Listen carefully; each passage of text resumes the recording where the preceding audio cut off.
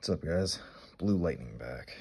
We're doing another deck analysis of, this time for vampires. More like vampire zombies. This deck is kind of like one of those decks that meshes well together.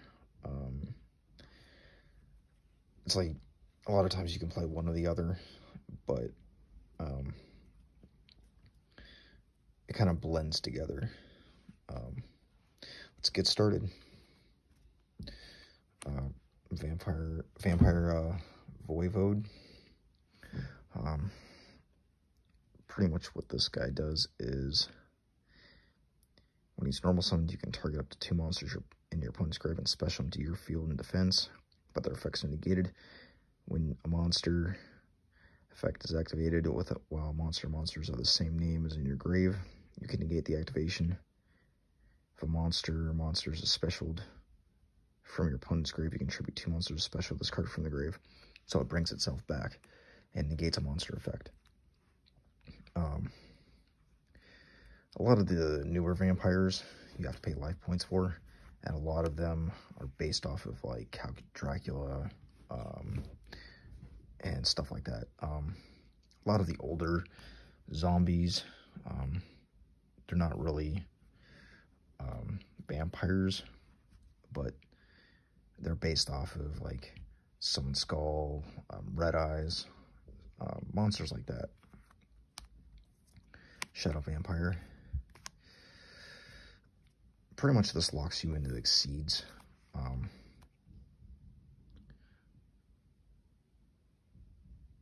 Of a dark monster. When you summon this, when this card is normal summoned, you can special a dark vampire monster from your hand or deck, except him. But monsters you control can't attack for the rest of the turn except special summon monster. So this card's meh. Gives you another summon, but doesn't really do much. One of the best vampire support they've come out with. It's a Searcher. If it's destroyed by,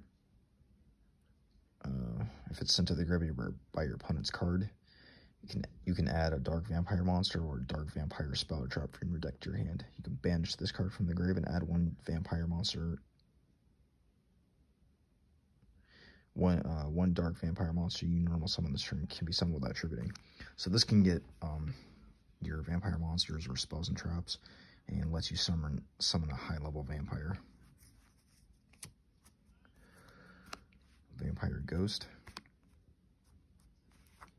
So what this guy does is, if he's normal summoned, you can send another vampire card from your hand or face up on the field to the grave. Add 1 level 4 or higher vampire monster from your deck to your hand. If you do, send 1 level 2 or lower vampire monster from your deck to the grave. During the main phase, you can banish this card from the grave, pay 500 life points, and after this effect resolves, you can normal summon vampire monster. So it dumps and does a lot for vampires.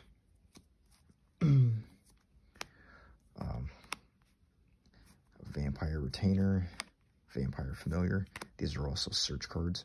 One searches vampire monsters and the other spells and traps specifically. You can also send a vampire card from your hand or face up field to the grave and special this card, but banish it when it leaves field. And that's for all 4 of them.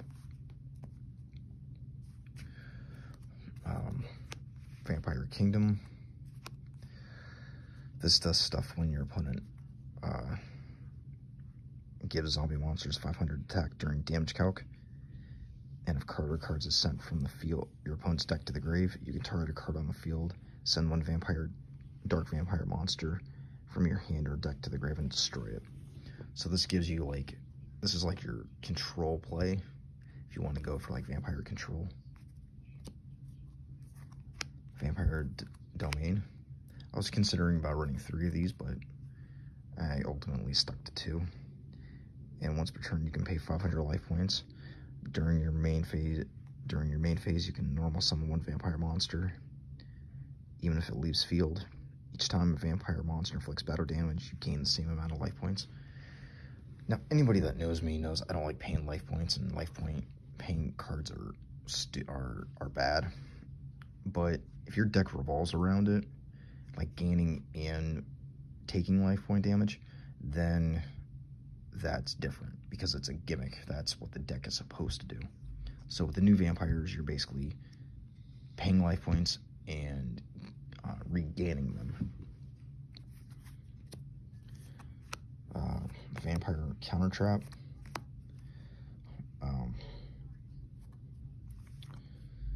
When the spell trap or monster effect is activated and you control a vampire monster, you can negate the activation, and if you destroy it, if it was a monster, you gain life points equal to its original attack. So it doesn't really have any cost except for you controlling a vampire. Vampire takeover.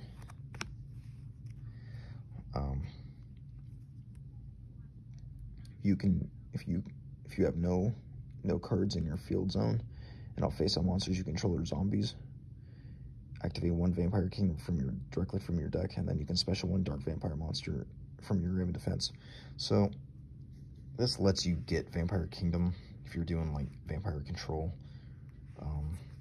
directly, and then summon a vampire on top of that.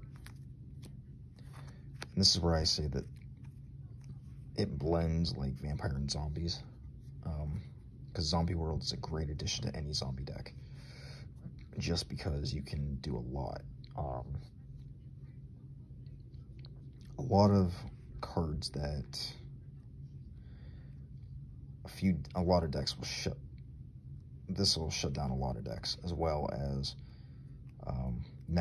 Gravekeepers and Necro Valley are, like I mentioned in my previous video, will also shut down this kind of deck. Now, Red Eyes, like I said, these are just like generic like zombies, and they're based off of like older monsters, but they get really good effects. And obviously some are vampires, and they're based off of a lot of older cards. Like Vampire Sucker, when it comes to like pure vampire, Vampire Knight, the Vampire Dragon, Zombie Vampire. And this is for more like general like vampire or zombie stuff that are really good. But that's it for the deck analysis and guide to zombies, zombie vampire. Smash the like button and subscribe. Catch you on the flip side.